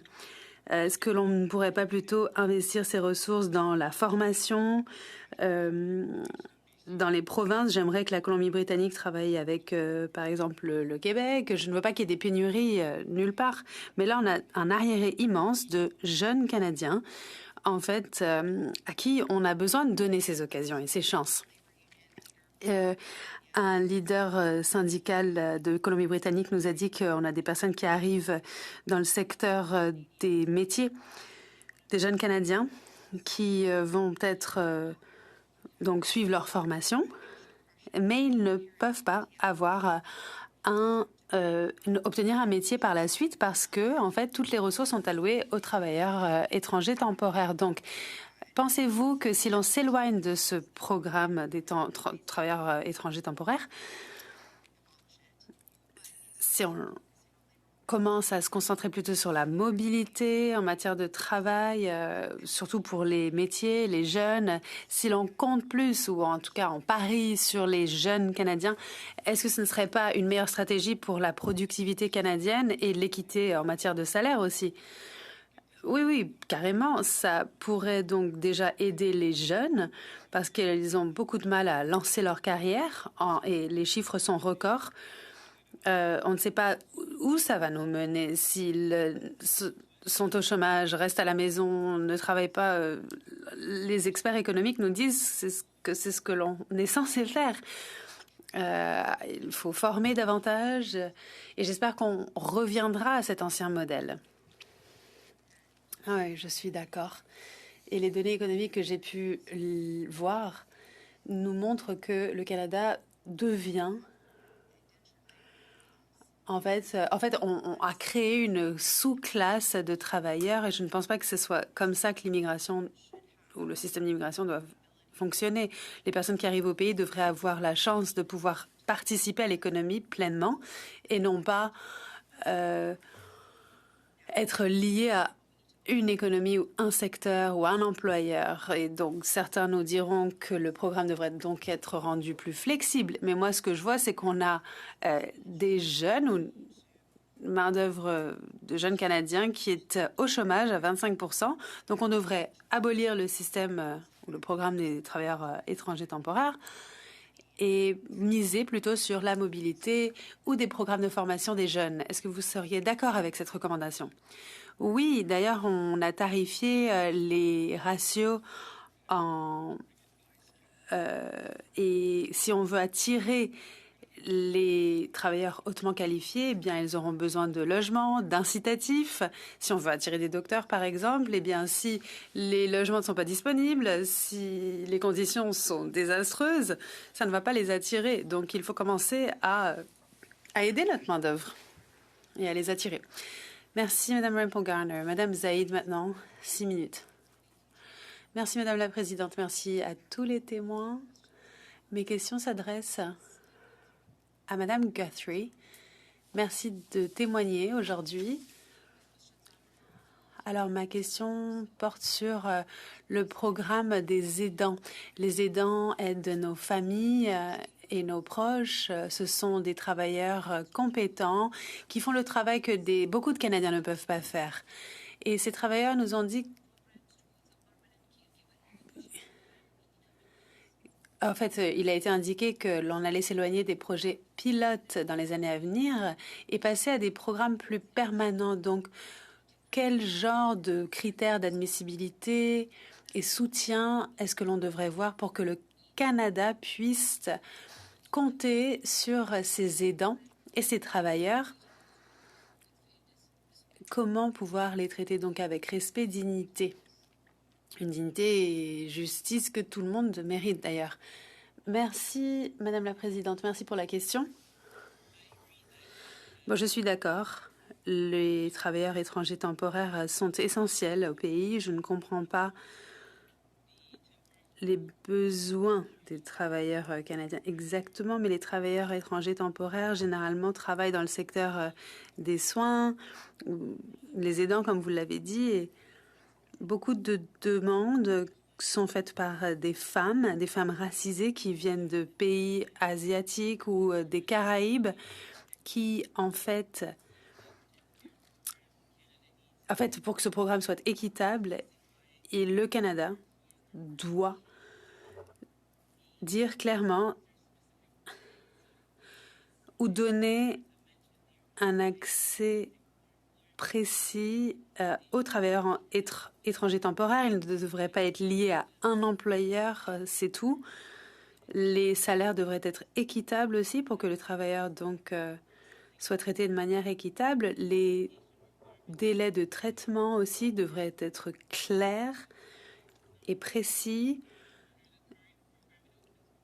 À l'heure actuelle, le programme ouvre ses demandes une fois par an. En fait, les demandes peuvent être faites une fois par an. Les choses ne sont pas constantes. Le travailleur doit comprendre le processus lorsqu'il arrive au pays. Il ne devrait pas être lié à un employeur précis. Cela viendrait les protéger contre toute violence. Ça augmenterait l'ouverture du programme et la prévisibilité aussi. Voilà comment le programme devrait fonctionner. Par rapport aux chiffres, on a vu que les dernières années,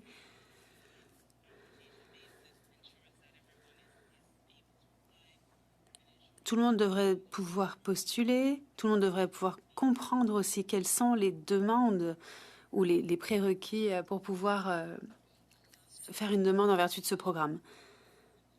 Bon, le dernier programme pilote qui a été annoncé pour les proches aidants visait à leur donner donc la résidence permanente une fois arrivés au pays, une fois qu'ils atterrissent. Donc, qu'en pensez-vous? Est-ce que les personnes qui arrivent donc en vertu de ce programme, les proches aidants, devraient recevoir la résidence permanente directement en arrivant? Réponse. Eh bien, tant que le demandeur coche toutes les cases et qu'ils ont un permis de travail précis, ils pourraient devoir venir avec leur famille et pouvoir continuer à rester au pays. On a vu des versions du programme où en fait une femme célibataire peut travailler au Canada sans sa famille, alors que ses enfants donc et son mari eh bien sont coincés à l'étranger à cause des arriérés et des délais. Donc la famille devrait être ensemble et ça fait partie des objectifs de la LIPR. Donc si toutes les demandes sont là, si le demandeur répond à toutes les exigences, eh bien, il devrait pouvoir obtenir la résidence permanente en bout de ligne. D'accord. Maintenant, sur les aidants, qui sont à l'extérieur, qui n'ont pas de statut. Ce sont des personnes donc, qui sont arrivées au pays, mais qui n'ont pas obtenu de statut parce qu'ils n'avaient pas les compétences linguistiques, par exemple. Pensez-vous qu'un programme ou une amnistie leur devrait être octroyé et à quoi est-ce que cela devrait ressembler? En fait, il faudrait qu'il y ait un programme pour pouvoir donner ce statut à ces personnes-là. Comme je l'ai dit, il y a beaucoup de femmes qui se retrouvent seules, sans leur famille. Et souvent, ces demandeurs n'obtiennent pas leur statut. Pourquoi? À cause des activités de l'employeur. Ils ont fait face à des abus de la part de leur employeur. Et donc, ou alors, ils n'ont pas les compétences linguistiques. D'autres incertitudes donc, qui ont été créées après leur arrivée au pays. Donc, je suggère que l'on crée une amnistie pour protéger ces travailleurs, ces femmes vulnérables qui sont là, seules, sans le soutien de leur famille, pour qu'elles puissent au moins faire une demande d'amnistie. Merci, Madame Zaïd. Madame Guthrie. Minutes. Merci, Madame la Présidente.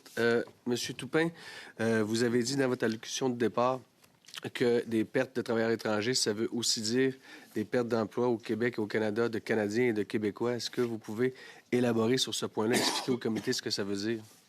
Oui, effectivement. Bien, je vous ai dit que les soudeurs représentaient, les soudeurs travailleurs étrangers temporaires représentaient 45 de notre capacité de production. Si je perds cette capacité de production-là, j'ai 500 employés. C'est pareil pour plein d'autres employeurs dans notre région et dans d'autres régions du Québec. Si je perds la moitié de ma capacité de production, qu'est-ce que je fais des dessinateurs que j'ai, entre autres, des chargés de projet, des gens à l'administration, de ceux qui installent notre charpente métallique? Donc, de perdre des métiers spécifiques, chez nous, c'est particulièrement les soudeurs, ça implique nécessairement de fermer des corps de travail ou de fermer des usines, ce qui, le résultat, c'est essentiellement des pertes d'emploi. Et vous venez de parler de perte de productivité. Nécessairement, ça va avoir un impact à l'autre bout de la chaîne lorsqu'il y a une perte de productivité de votre entreprise. Effectivement. Puis, vous savez, on parle de l'importance du secteur de la construction dans le gouvernement fédéral, mais c'est des usines, c'est le milieu manufacturier qui fournit les chantiers de construction au Canada puis au Québec.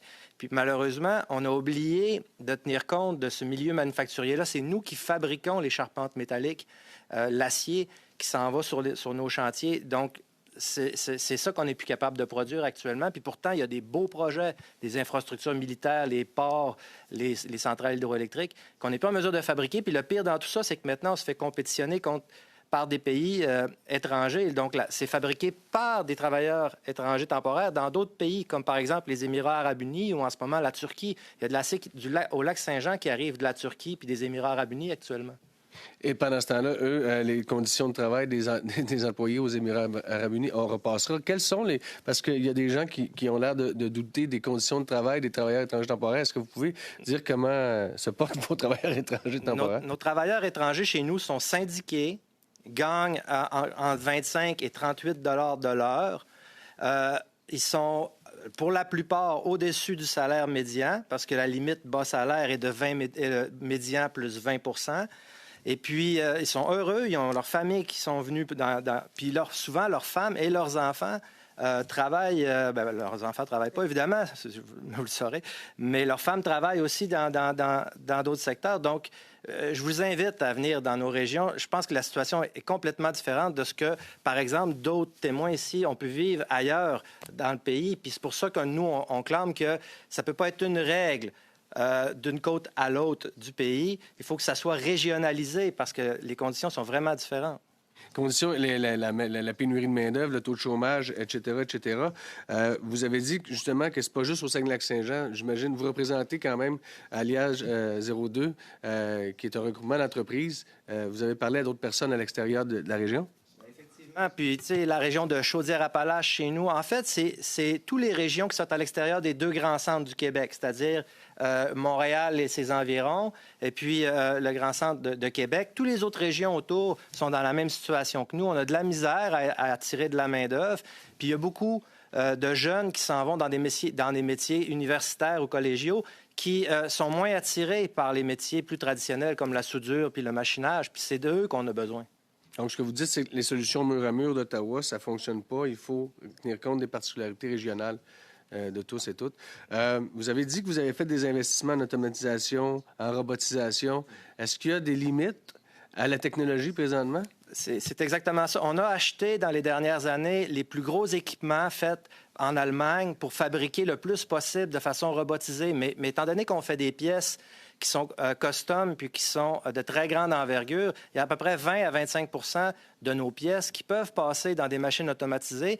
La technologie puis la grosseur des machines disponibles sur le marché mondial actuellement n'est pas rendue à être capable de produire les pièces qu'on fabrique, nous.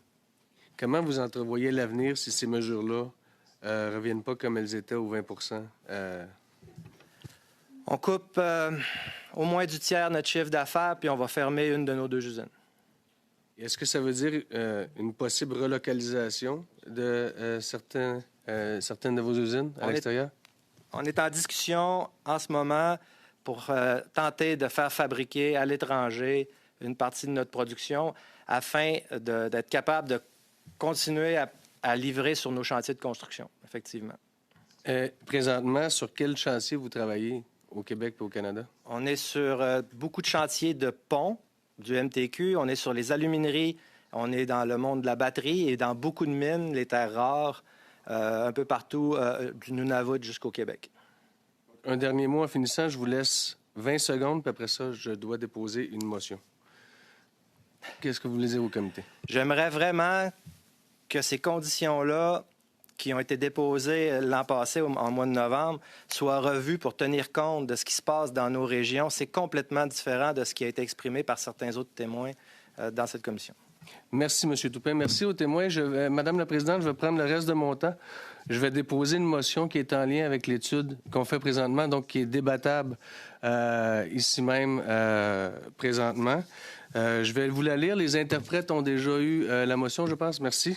Donc, étant donné que le comité étudie présentement le système d'immigration canadien, il est proposé qu'une réunion additionnelle portant sur l'opération citoyenneté, une manœuvre bureaucratique dont l'objectif était d'accélérer le traitement des demandes de citoyenneté dans les mois précédant le référendum de 1995, se tienne le 9 décembre 2025, que soient invités aux fins de cette réunion l'ancien premier ministre du Canada, Jean Chrétien, le ministre de la Citoyenneté et de l'Immigration de l'époque, Sergio Marquis, ainsi que le sous-ministre de l'époque, Peter Harder, que cette réunion dure 2 heures et que le comité fasse rapport à la Chambre de ses conclusions. Je peux vous faire distribuer les motions, si vous voulez, aux collègues. Cette motion-là, pourquoi je la dépose? Bon, je sais que je suis le seul indépendantiste ici présent au comité. Je sais que je suis entouré de fédéralistes, mais ce qui a fait la nouvelle la semaine passée, Madame la Présidente, à une du Journal de Montréal, c'était la suivante, et ça a été repris. Et donc, on a eu des affirmations qui sont venues du ministre de la Citoyenneté de l'époque, Sergio Marquis, lors d'une entrevue qu'il a donnée au Journal de Montréal la semaine dernière. Je vais le citer. Je me souviens que Jean m'a dit, Jean parlant de Jean Chrétien, « Écoute, je sais que nous avons toujours des arriérés, des demandes de citoyenneté, mais faites ton mieux pour les faire avancer parce que le référendum approche et les gens veulent voter. » Donc, il a clairement encouragé ça, a expliqué M. Marquis. Ce dernier a même affirmé que cette manœuvre avait eu une incidence sur le résultat très serré. Je le cite encore. « Cela a-t-il fait une différence? Oui. Était-ce en faveur du Canada? Oui. Dans quelle mesure? Je n'en ai aucune idée. Je pense que personne ne peut vraiment le savoir, a-t-il ajouté. J'en fais appel à votre sens du devoir. Vous avez présentement une étude sur le processus d'immigration. Là, de la bouche d'un ancien ministre de l'Immigration qui nous dit que le système a été utilisé à des fins politiques pour interférer dans une élection référendaire au Québec. Si on ne veut plus que ça se reproduise dans le passé, il faut toujours bien être capable de faire la lumière sur ce qui s'est passé en 1995. Je sais que ça arrive comme un cheveu sur la soupe. Vous aviez peut-être pas prévu ça. Je me sentais incapable de ne pas présenter une telle motion. Encore une fois, j'ai bien l'impression que je serai le seul à voter pour cette motion-là, mais quand même, je vous le dis, là, ça a fait la nouvelle partout au Québec. C'est quand même assez inusité que venant de la bouche d'un ancien ministre de l'Immigration qui nous dit que le premier ministre de l'époque lui a demandé d'accélérer des traitements pour interférer dans une élection. Je pense que on doit faire en sorte d'avoir des explications de la part de ces gens-là. Je sais qu'ils sont assez facilement rejoignables, puisqu'on les voit souvent sur la place publique. Et je pense que d'inviter M. Marquis, qui a dit ça dans le journal, qui est évidemment M. Chrétien, qui est nommé par M. Marquis, et M. Harder, qui était le sous-ministre, qui avait été nommé par Jean Chrétien pour lier ensemble l'ancien ministère de l'Immigration, celui de la Citoyenneté, et de n'en faire qu'un, et qui a été sous-ministre de ce ministère-là jusqu'en, pour hasard, novembre 1995. Et pour en rajouter, M. Harder a été un des premiers à être nommé par M. Trudeau comme sénateur dans la première batch que M. Trudeau a nommé en 2016. Donc, je vous soumets ça, Mme la Présidente. Je pense qu'on peut voter assez rapidement là-dessus. Je ne me fais pas d'idée sur le résultat du vote. Par contre, si on veut continuer avec les témoins, on a peut-être une chance si on vote rapidement. Sinon, je pense que les débats sont lancés. Merci, Mme la Présidente. Thank you. I just want to make sure that everybody has a copy. J'espère que tout le monde a pu avoir une copie de la motion. Je vais vérifier autour de la table. M. Fredgiscatus et suivi de Mme Zaid, puisqu'il s'agit d'une motion dont nous n'étions pas au courant. Je n'ai pas eu l'occasion de la lire en détail. Pouvez-vous nous accorder quelques minutes pour pouvoir lire la motion, soit de suspendre pour 2 minutes? Oui.